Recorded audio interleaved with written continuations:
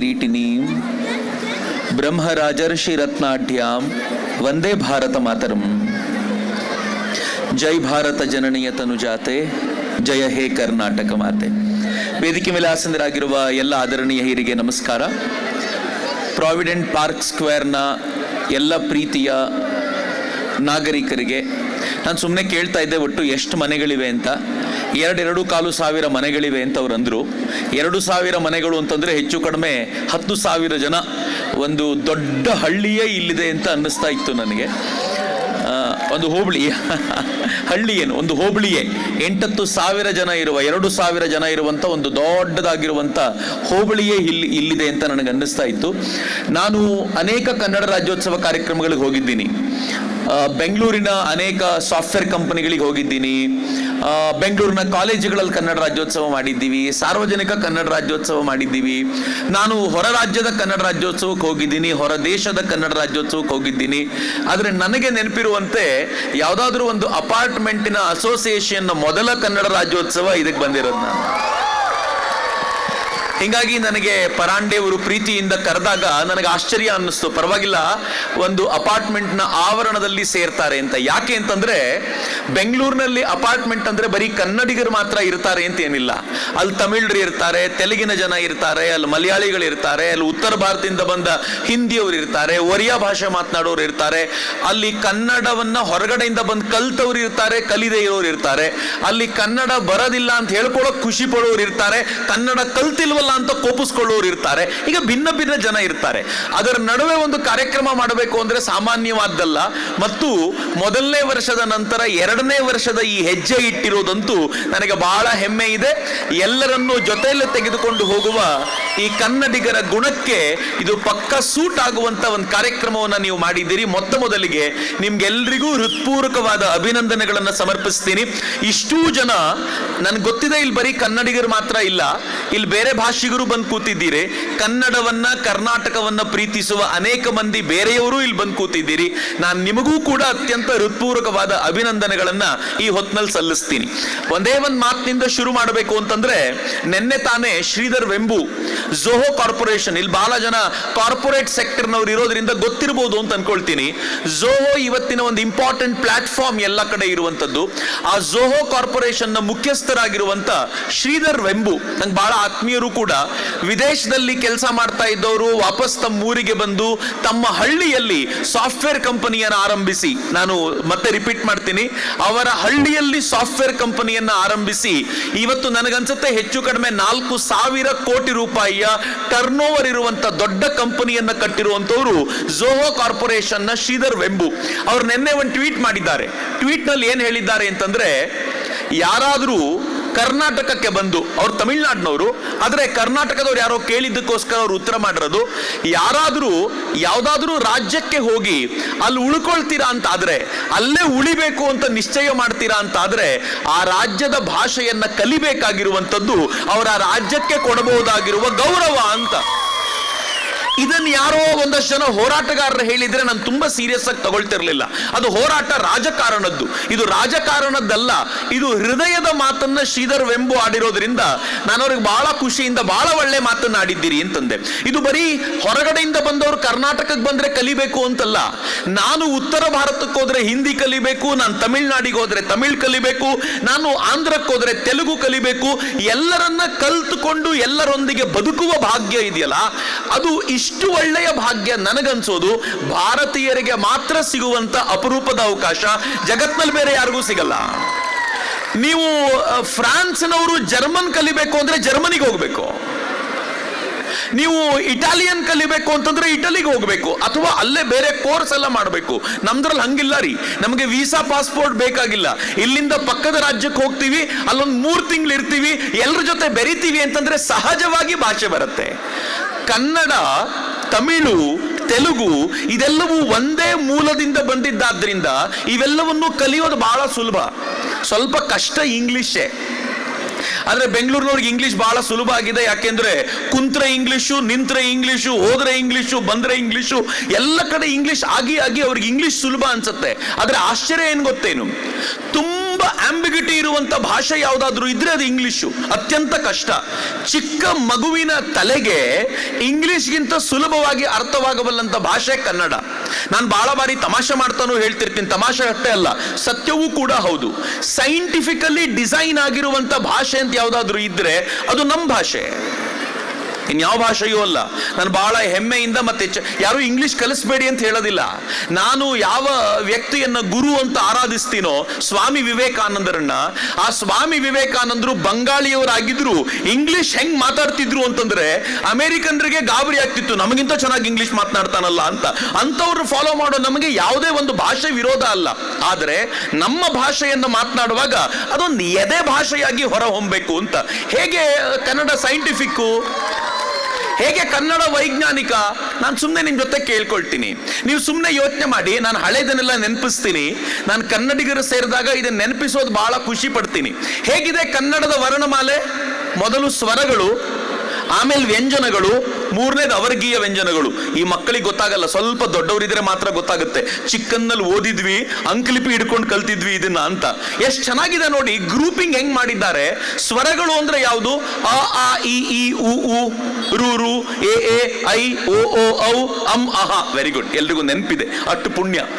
ಈ ಸ್ವರಗಳು ಎಲ್ಲಿಂದ ಹುಟ್ಟುತ್ತೆ ಗೊತ್ತಾ? ಸ್ವರಗಳು ಹುಟ್ಟೋದು ಹೊಕ್ಕಳಿಂದ ಅಂತ. ಬಹಳ ಬಾರಿ ಹೇಳ್ತಾರೆ ಕಂಠದ ಕೆಳಭಾಗ ಅಥವಾ ಹೊಕ್ಕಳಿಂದ.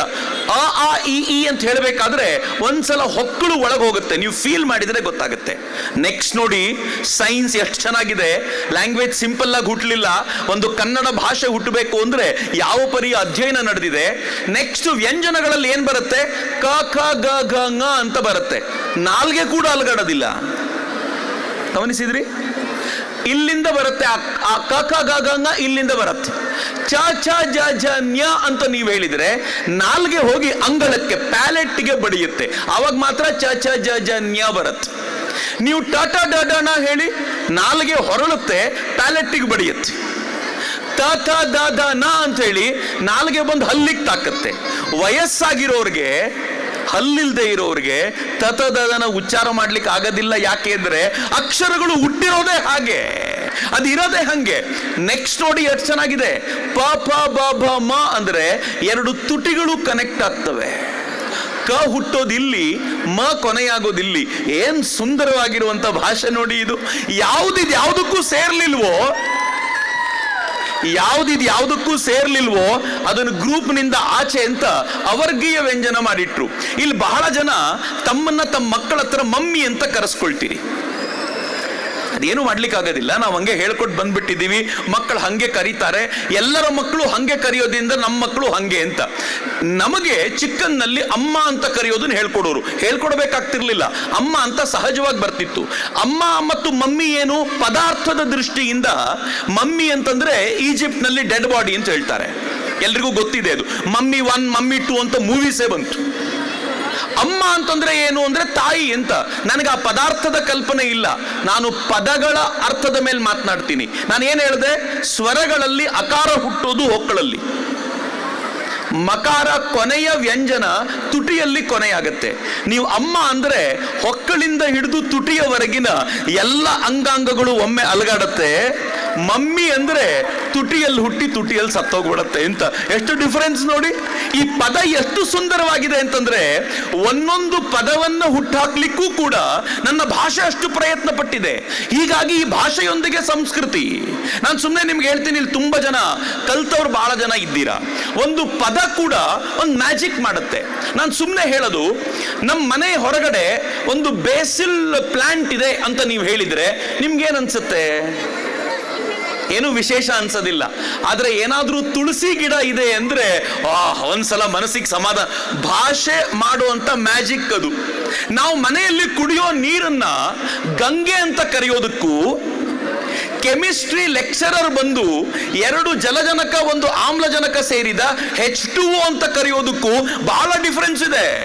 ಅವನ ಕ್ಲಾಸ್ನಲ್ಲಿ 2 ಗಂಟೆ H2O ಮೇಲೆ ಪಾಠ ಮಾಡಬಹುದು.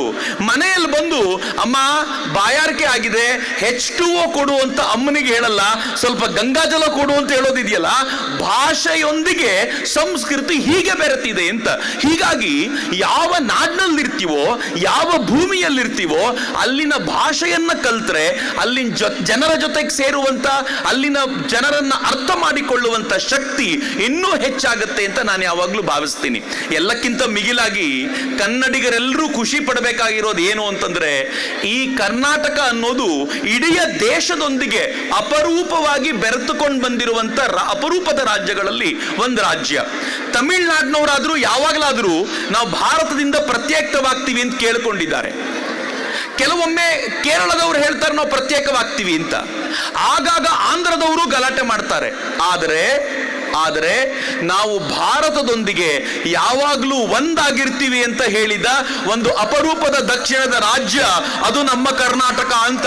ಮಿತ್ರ, ಬಹಳ ಹೆಮ್ಮೆ ನನಗೆ. ಯಾವಾಗ್ಲೂ ನನ್ಗೆ ತುಂಬಾ ಜನ ಕೇಳ್ತಾರೆ, ಕರ್ನಾಟಕದ ಬಗ್ಗೆ ನಿಮ್ಮ ಅಭಿಪ್ರಾಯ ಏನು? ನಾನು ಹೇಳೋದೇನು, ಈ ನಾಡಿನ ಶ್ರೇಷ್ಠ ಕವಿ ಕುವೆಂಪು ಅವತ್ತೇ ಹೇಳಿದ್ರು, ನಾವು ಕರ್ನಾಟಕಕ್ಕೆ ನಮಸ್ಕಾರ ಮಾಡ್ತೀವಿ, ಈ ತಾಯಿನ ಗೌರವಿಸ್ತೀವಿ. ಯಾವ ಕಾರಣಕ್ಕೆ ಅಂತಂದ್ರೆ, ಜೈ ಭಾರತ ಜನನೀಯ ತನುಜಾತೆ, ಜಯ ಹೇ ಕರ್ನಾಟಕ ಮಾತೆ ಅಂತ. ಅಮ್ಮ ಕರ್ನಾಟಕ ಮಾತೆ, ನೀನು ತಾಯಿ ಭಾರತೀಯ ಮಗಳು, ಹೀಗಾಗಿ ನಿನಗೆ ಗೌರವ ಅಂತ.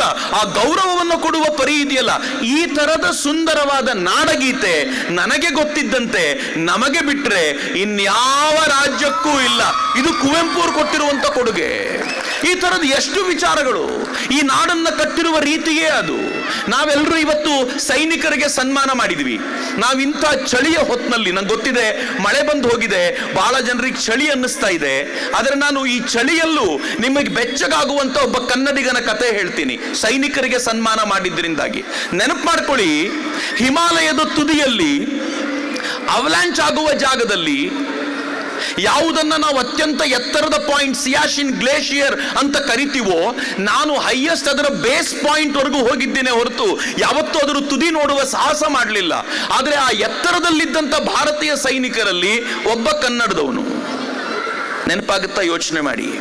ಅವಲಾಂಚ್ ಆಗತ್ತೆ. ಅವಲಾಂಚ್ ಆದಾಗ ಹೆಂಗಾಗತ್ತೆ ಅಂತಂದ್ರೆ ಐಸೇ ಉದುರೋಗತ್ತೆ. ಈ ಹಿಮಾಲಯದ ಐಸ್ ಅಂತಂದ್ರೆ ನಮ್ಮ ವಾಡಿಲಾಲ್ ಐಸ್ ಕ್ರೀಮ್ ತರ ಹಿಂಗ್ ತೆಗೆದ್ರೆ ಐಸ್ ಕ್ರೀಮ್ ಬರಲ್ಲ. ಹಿಮಾಲಯದ ಐಸ್ ಅಂದ್ರೆ ಅದು ಕಾಂಕ್ರೀಟ್ಗಿಂತ ಗಟ್ಟಿಯಾಗಿರುವಂತ ಐಸು ಬಂಡೆ. ಅಲ್ಲಿ ಹೋಗಿದ್ದಂತ ಆ ಭಾರತೀಯ ಸೈನಿಕರ ಮೇಲೆ ಒಂದು ದೊಡ್ಡದಾದ ಬಂಡೆ ಬಂದು ಮುಗುಚ್ಕೊಂಡ್ಬಿಡ್ತು. ದೊಡ್ಡ ಬಂಡೆ, ಒಂದು ಊರಿನಷ್ಟು ದೊಡ್ಡದಾಗಿರುವಂತ ಬಂಡೆ ಅವ್ರ ಮೇಲೆ ಬಂದು ಮುಗಿಸ್ಕೊಳ್ತು. ಯಾರಿಗೆ ಏನಾಯ್ತು ಅಂತ ಕೆಳಗಿರೋರಿಗೆ ಗೊತ್ತಾಗ್ಲಿಲ್ಲ. ಒಂದಿಡೀ ದಿನ ಅವ್ರದ್ದು ರೆಸ್ಪಾನ್ಸ್ ಇಲ್ಲ ಅಂದಾಗ ಕೆಳಗಿನ ಸೈನಿಕರು ಮೇಲೆ ಹೋಗಿ ನೋಡ್ತಾರೆ, ಮೇಲೆ ಏನೂ ಉಳಿದಿಲ್ಲ, ಎಲ್ಲರೂ ಸತ್ತೋಗಿದ್ದಾರೆ ಅಂತ ಅನ್ಕೊಂಡ್ರು. 3 ದಿನ ಕಳೆದ ನಂತರ, ನಂಗೆ ಬಹಳ ಹೆಮ್ಮೆ ಇದೆ ಹೇಳಬೇಕಾದ್ರೆ, 3 ದಿನ ಕಳೆದ ನಂತರ ಅಲ್ಲಿ ಕೈಯಲ್ಲಿದ್ದಂತ ಬಟನ್ ಅನ್ನ ಯಾರೋ ಒಬ್ಬ ಸೈನಿಕ ಒತ್ತಿದ್ದಾನೆ. 3 ದಿನಗಳ ನಂತರ ಸಿಗ್ನಲ್ ಬಂದಿದೆ, ಈ ಮಂಜಿನ ಅಡಿಯಲ್ಲಿ ಒಬ್ಬ ಇನ್ನೂ ಜೀವಂತವಾಗಿದ್ದಾನೆ ಅಂತ. ಮಿತ್ರ, ಮಂಜಿನ ಕೆಳಗೆ 6 ಗಂಟೆಗಳಿಗಿಂತ ಹೆಚ್ಚು ಯಾರೂ ಬದುಕದಿಲ್ಲ. ಆದರೆ ಕನ್ನಡದ ಸೈನಿಕ ಹನುಮಂತಪ್ಪ ಕೊಪ್ಪದ್ 3 ದಿನಗಳ ನಂತರ ಸಂದೇಶವನ್ನು ಕಳಿಸಿಕೊಟ್ಟಿದ್ದ. ನಮ್ಮ ಸೈನಿಕರಿಗೆ ಟೆನ್ಷನ್ ಶುರುವಾಯ್ತು, ಹೇಗಾದ್ರೂ ಮಾಡಿ ಉಳಿಸ್ಕೊಳ್ಬೇಕು ಅಂತ.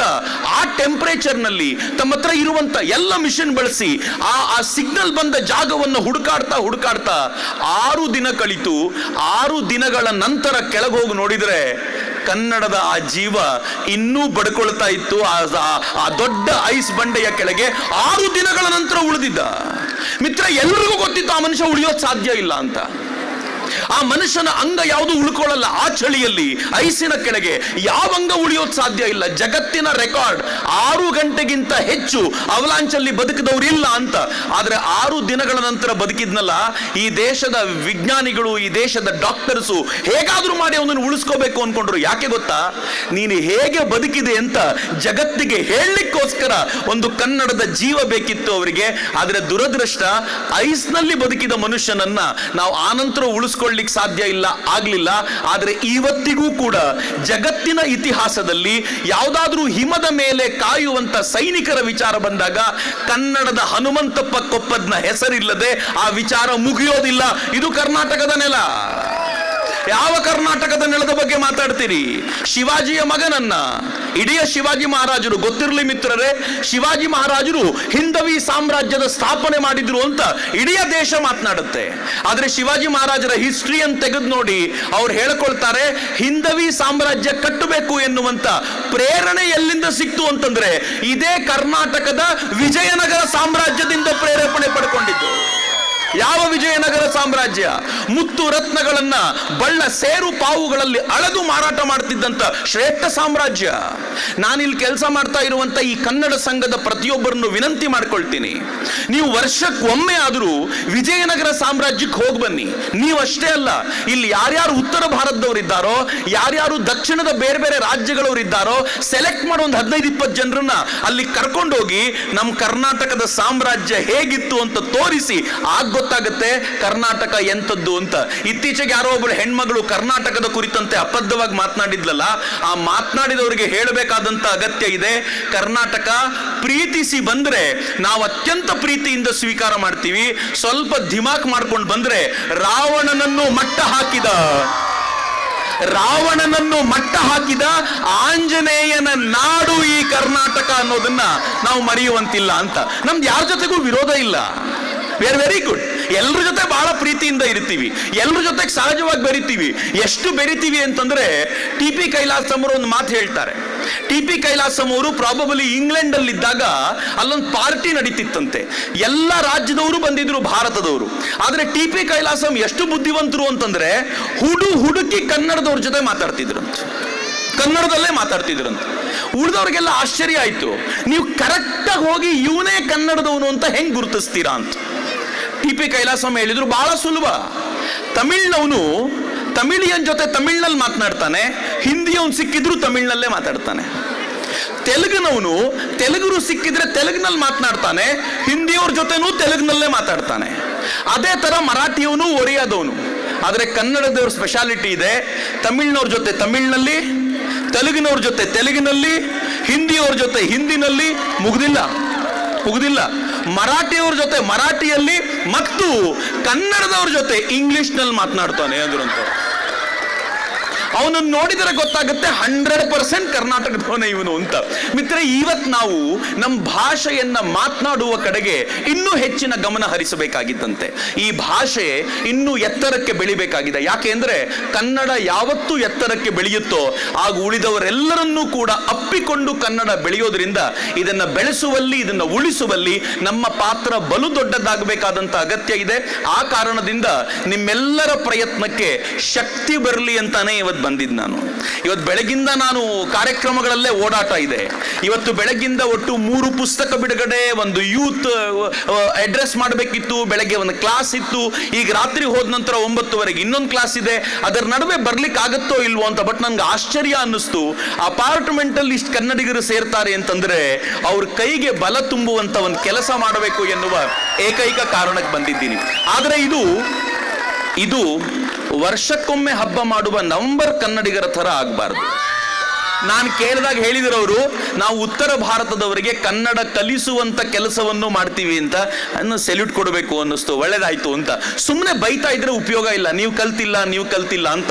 ಕಲಿಯೋದಕ್ಕೆ ಬೇಕಾಗಿರುವಂತ ಪೂರಕ ವಾತಾವರಣವನ್ನ ನಾವು ನಿರ್ಮಾಣ ಮಾಡಬೇಕಾದಂತ ಅಗತ್ಯ ಇದೆ. ಬರೀ ಉತ್ತರ ಭಾರತದವ್ರಿಗೆ ಅಷ್ಟೇ ಅಲ್ಲ, ಅಗತ್ಯ ಬಿದ್ರೆ ಕನ್ನಡಿಗರಿಗೂ ಕನ್ನಡದ ಮಕ್ಕಳಿಗೂ ಕೂಡ ಕನ್ನಡದ ರೈಮ್ಗಳನ್ನ ಕಲಿಸ್ಕೊಡೋ ಪ್ರಯತ್ನ ಮಾಡೋಣ.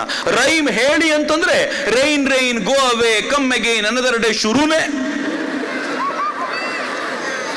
ಇಷ್ಟು ಮಳೆ, ಈ ಕಾರ್ಯಕ್ರಮದ ನಡುವೆ ಮಳೆ ಬಂದ್ರು ನಾನು ರೈನ್ ರೈನ್ ಗೋ ಅವೇ ಅಂತ ಹೇಳಲ್ಲ.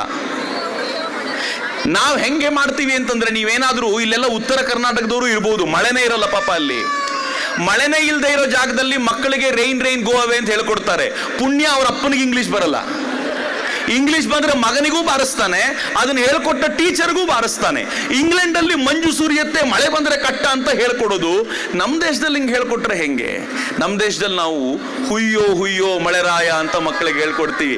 ಎಷ್ಟು ಹುಯ್ತೀಯೋ ಹುಯ್ಯಪ್ಪ, ಮೂರ್ ದಿಕ್ಕಲ್ಲಿ ಸಮುದ್ರ ಇದೆ, ನೀನು ಹುಯ್ದಿದ್ ನೀರನ್ನೆಲ್ಲ ತಗೊಳತ್ತೆ, ತಲೆ ಕೆಡ್ಸ್ಕೊಳ್ಬೇಡ. ಭೂಮಿಯನ್ನ ತಂಪಾಗಿರಿಸುವಂತ ಮಕ್ಕಳಿಗೆ ಹೇಳ್ಕೊಡೋದು ನನ್ನ ನಾಡು. ಒಂದು ಪುಟ್ಟ ಪ್ರಯೋಗ ಮಾಡೋಣ. ಕನ್ನಡ ಭಾಷೆಯ ವೈಶಿಷ್ಟ್ಯ ಎಷ್ಟು ಜನ ಹಿರಿಯರು ನೆನ್ಪಿಟ್ಕೊಂಡಿದಾರ ನೋಡ್ತೀನಿ. ನಾನು ಚಿಕ್ಕವನಿದ್ದ ಕಲ್ತಿರುವಂತ ಒಂದು ರೈಮ್ ನಂಗೆ 100% ಗೊತ್ತು, ನಿಮ್ ನೆನ್ಪಿನಲ್ಲಿದೆ ಅಂತ.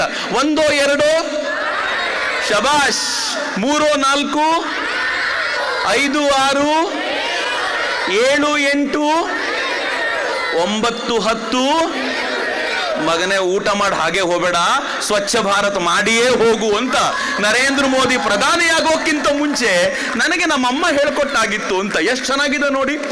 ಸಂಸ್ಕೃತಿ ಅನ್ನೋದು ಈ ಭಾಷೆಯೊಂದಿಗೆ ಬರುತ್ತೆ. ಹೀಗಾಗಿ ನಾನು ಕಳಕಳಿಯಿಂದ ಕೇಳ್ಕೊಳ್ಳೋದು ಏನು ಅಂತಂದ್ರೆ, ಬೇರೆಯವರಿಗೆ ಭಾಷೆ ಕಲಿಸೋದು ಮತ್ತು ನಮ್ಮವರಿಗೆ ಈ ಭಾಷೆಯನ್ನ ಬಳಸೋದರ ಕುರಿತಂತೆ ಹೆಚ್ಚಿನ ಪ್ರೀತಿಯಿಂದ ಹೇಳ್ಕೊಡುವ ಅಗತ್ಯ ಇದೆ. ಯಾವಾಗ ಇದಾಗುತ್ತೋ ಮಕ್ಕಳು ಭೂಮಿಗೆ ಹತ್ತಿರ ಆಗ್ತಾರೆ. ಈ ಭೂಮಿಯಿಂದ ದೂರ ಆಗುವಂತ ಮಕ್ಕಳನ್ನು ತಗೊಂಡು ಏನ್ ಮಾಡಬೇಕು? ನನ್ನ ಭೂಮಿಗೆ, ನನ್ನ ಭಾಷೆಗೆ, ನನ್ನ ತಂದೆ ತಾಯಿಗೆ, ನನ್ನ ಈ ಜನಜೀವನಕ್ಕೆ ಹತ್ತಿರವಾಗುವಂತ ಮಕ್ಕಳು ಎಷ್ಟಾಗ್ತಾರೋ ಅಷ್ಟು ತಾಯಿ ಭಾರತೀಯೂ ಖುಷಿ ಪಡ್ತಾಳೆ, ಕನ್ನಡಾಂಬೆಯೂ ಖುಷಿ ಪಡ್ತಾಳೆ. ಈ ಪ್ರಾವಿಡೆಂಟ್ ಪಾರ್ಕ್ ಸ್ಕ್ವೇರ್ನ ಎಲ್ಲ ಮಕ್ಕಳು ಭೂಮಿಗೆ ಹತ್ತಿರವಾಗುವ ಮತ್ತು ಎತ್ತರಕ್ಕೆ ಬೆಳೆದು ಜಗತ್ತಿಗೆಲ್ಲ ಹಣ್ಣು ಕೊಡುವಂತ ಮಕ್ಕಳಾಗಲಿ ಅಂತ ನಾನು ಅತ್ಯಂತ ಪ್ರೀತಿಯಿಂದ ಹಾರೈಸ್ತಾ, ಸಿರಿಗನ್ನಡಂ ಗೆಲ್ಗೆ, ಸಿರಿಗನ್ನಡಂ ಬಾಳ್ಗೆ ಎನ್ನುವಂತ ಘೋಷಣೆಯೊಂದಿಗೆ ನಾನು ನನ್ನ ಮಾತನ್ನು ಮುಗಿಸ್ತೀನಿ. ಎಲ್ಲರೂ ಒಂದ್ಸಲ ಭಾರತ್ ಮಾತೆಗೂ ಜೈಕಾರ ಕೊಡೋಣ, ಕನ್ನಡ ಮಾತೆಗೂ ಜೈಕಾರ ಕೊಡೋಣ. ನನ್ನ ಜೊತೆ ಉಚ್ಚ ಕಂಠದಲ್ಲಿ ಭಾರತ್ ಮಾತಾ ಕೀ, ಭಾರತ್ ಮಾತಾ ಕೀ. ಈಗ ಕನ್ನಡ ಮಾತೆಗೆ ಜಯವಾಗಲಿ. ಕನ್ನಡದಲ್ಲಿ ಹೇಳಿ, ಕನ್ನಡ ಮಾತೆಗೆ, ಕನ್ನಡ ಮಾತೆಗೆ, ಸಿರಿಗನ್ನಡಂ ಗೆಲ್ಗೆ, ಸಿರಿಗನ್ನಡಂ ಗೆಲ್ಗೆ. ಜೈ ಹಿಂದ್.